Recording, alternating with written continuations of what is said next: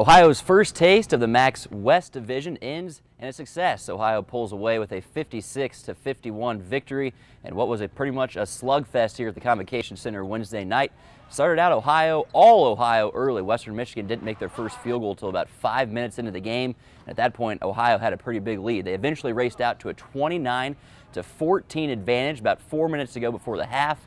And then things turned on a dime. Western Michigan closed out the half on a 16-1 run, tying things up at 30 all going into the break. Western Michigan and Ohio traded baskets the majority of the second half.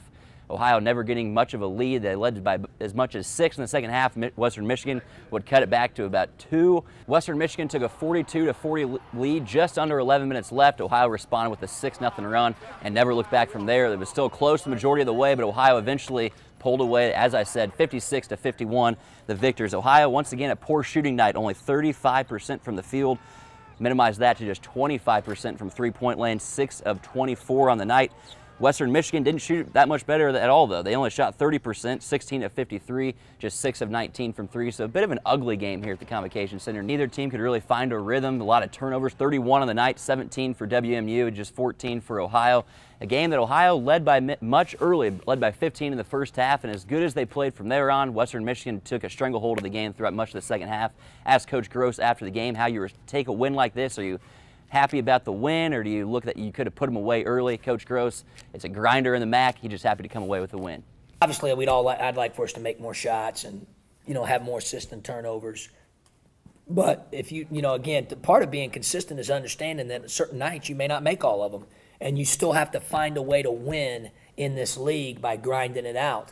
I think this team has really taken that to heart. Tonight we hold them to 30% from the field and 31% from 3, and bottom line is we got it done on the defensive end, and that's why we won.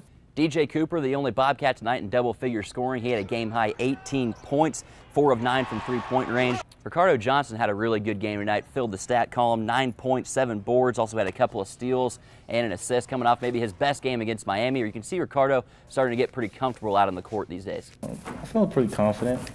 Just our coach tells us to be confident, play confident, and be able to produce, really, and being able to help the team any way I can. With the win, Ohio improves their record to 16-4 on the year. They're up now to 4-2 in the MAC, tied for second place with Buffalo, also Ball State, and Eastern Michigan, also at 4-2. Next up for Ohio, the Ball State Cardinals invade the Convocation Center Saturday morning. It's an early one, 11 o'clock, so get here early. Bobcats going for their 4th straight win right here in the Convocation Center. We'll see you then. For the Bobcat Sports Showcase, I'm Blake Brody.